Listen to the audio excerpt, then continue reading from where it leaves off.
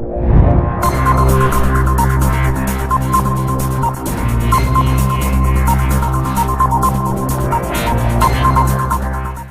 NEET तथा IIT JEE की तैयारी के लिए कोटा जाने की जरूरत नहीं, क्योंकि श्री साई इंटर कॉलेज में है कोटा की best faculties. Admissions open for inter college students. Visit Branch 1 Lakperabaad near Akash Palace and Branch 2 Badi near Shanti Palace Barabanki, or call 8874667588.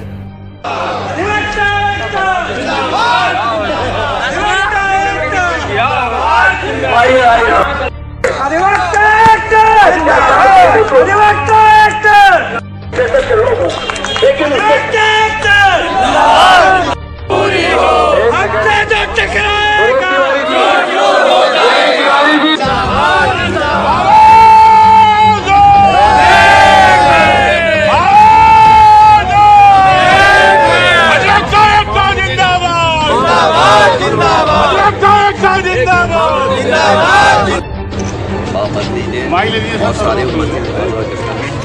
ये ज्ञापन सौंपा है जो हमारे माननीय मुख्यमंत्री योगी आदित्यनाथ जी ने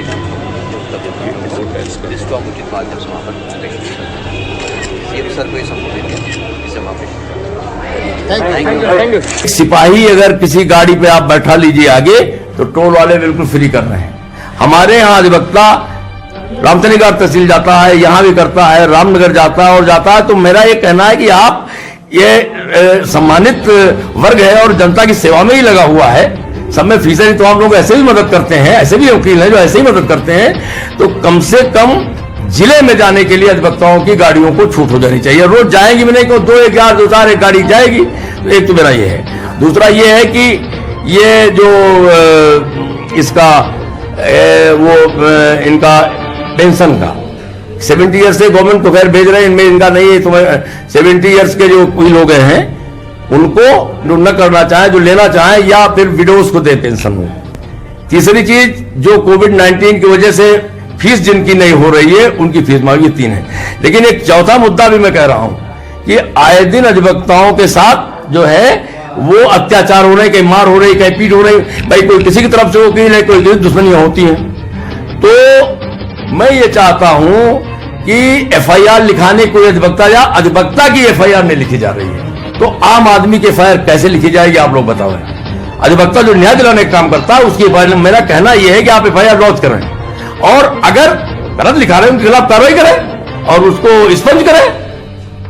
अगर इन्वेस्टिगेशन का मामला है तो देख ले, फाइनल रिपोर्ट लगाएं कि FIR नहीं लिख रहे हैं, उसके लिए तमाम 156(3) में जा रहा है, तमाम मामला जा रहा है, यहां तमाम भीड़ बढ़ रही है। तो एक तो वो, तीसरी चीज ये है कि, और चौथी चीज ये है कि तमाम वकीलों के जिनकी लाइसेंस के लिए एक कहना नहीं चाहिए कैसे लोगों को लाइसेंस मिले, सब लोग जान रहे हैं, इस पर बातें भी हो रही हैं, तमाम कैंसिल हो रहे हैं। वकीलों के जिनके लाइसेंस की फॉर्मेलिटी पूरी तरह से फुलफिल है उनको प्रशासन को चाहिए तुरंत जो है एक्सेप्ट उसको इशू करना चाहिए लाइसेंस आर्म्स के। एक ये है। तो और मेरा एक भ्रष्टाचार के खिलाफ मैं पहले भी कर चुका हूं, आज भी कर चुका हूं। इस देश को भ्रष्टाचार खाया जा रहा है, उसमें नेता भी शामिल है, तमाम सबको मैं नहीं कह रहा हूं, तमाम नेता और ये अधिकारी और कर्मचारी का एक गठजोड़ हो गया है। करोड़ों करोड़ों की संपत्तियां, कोई डिपार्टमेंट डाली है, सिंचाई का, PWD का, जेल को देख लीजिए, दिन ब दिन भ्रष्टाचार बढ़ता जा रहा है। तो उसके लिए हम लोग क्या करें, हम तो आवाज उठाते हैं। तो इन लोगों की संपत्तियों की जांच होनी चाहिए। आज वेल एज वकील भी जो भी करे, मेरा नहीं कहना है, जो इस तुम्हें भ्रष्टाचार का साथ दे रहा है सबसे बड़ा दुश्मन है। इसलिए हमारा जो ये होता है कि भ्रष्टाचार पर लगाम लगाने के लिए सरकार को, मैं सरकार को चाहता हूं, चीफ मिनिस्टर के बारे में ये कहा जा रहा था, चीफ मिनिस्टर के बारे में कि वो ईमानदार है और सन्यासी हैं, कर भी रहे हैं। मैं ये स्पष्ट कह रहा हूं, मैं पार्टी पॉलिटिक्स की बात नहीं करता, लेकिन भ्रष्टाचार में कमी कहीं नहीं हो रही है। उनको देखना चाहिए अपने MLAs को, उनको देखना चाहिए अपने नेताओं को कि वो कैसे काम कर रहे हैं। अगर यहां से इतने MLA हैं तो भ्रष्टाचार कैसे पनप रहा है, वो क्या देख रहे हैं। अपने सांसद, अपने MLAs, उनको देखें, उनसे कहें भ्रष्टाचार रोको और उनकी भी जांच करें। तो मेरा हम लोगों का ये आंदोलन भ्रष्टाचार के खिलाफ भी रहता है। और आगे भी मैं चाहूंगा कि हमारे साथी स्वयं अपना चरित्र मेंटेन करें और गौरव गरिमा बनाए रखें और भ्रष्टाचार के खिलाफ लड़ाई लड़ें। वो इसलिए हम लोग आंदोलन किए थे। आश्वासन सरकार बराबर दे रही कि हमारी कार्रवाई चल रही है, हम वापस ले लेंगे, लेकिन कई साल बीत गए हैं, हम अधिवक्ता काफी पीड़ित हैं। अब हम लोग अधिवक्ताओं की राय बनी है कि अब सीधी उंगली से घी नहीं निकलेगा। अब हम लोग एक बड़ा आंदोलन करने जा रहे हैं, क्योंकि कोरोना महामारी चल रही थी, इसलिए हम तो लोग चाह रहे थे कि सरकारी कार्य में बाधा न पहुंचे, वादकारियों को, जनता को कोई नुकसान न हो। अब उस कोरोना महामारी से मुक्ति मिली है। हम भारत सदन के माध्यम से सारे अधिवक्ताओं के सहयोग से, जनपद की जनता के सहयोग से माननीय मुख्यमंत्री के कार्यालय तक घेराव करेंगे। क्यों नहीं हमारी ये जायज मांग पूरी हो रही, जबकि रुदौली की जनता ये मांग कर रही है कि हमको फैजाबाद में नहीं चाहिए, हमको रुदौली तहसील बाराबंकी में उचित है, क्योंकि बाराबंकी पास में भी लखनऊ राजधानी जाने के लिए भी अति उत्तम है। इसलिए रुदौली तहसील जो बाराबंकी के हृदय का अंग है, उसको जनपद बाराबंकी में जोड़ दिया जाए। और आपकी क्या मांगे हैं?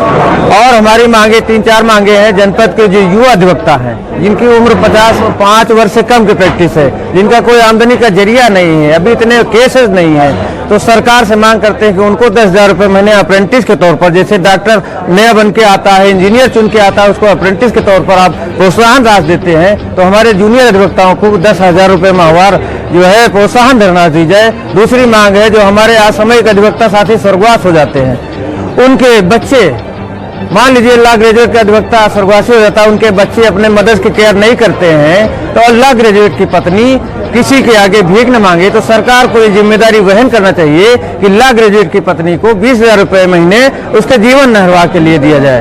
तीसरा, जो हमारे अब नीट तथा IIT JEE की तैयारी के लिए कोटा जाने की जरूरत नहीं, क्योंकि श्री साई इंटर कॉलेज में है कोटा की best faculties. Admissions open for inter-college students. Visit Branch 1 Lakpera near Akash Palace and Branch 2 Bari near Shanti Palace, Barabanki, or call 8874667588.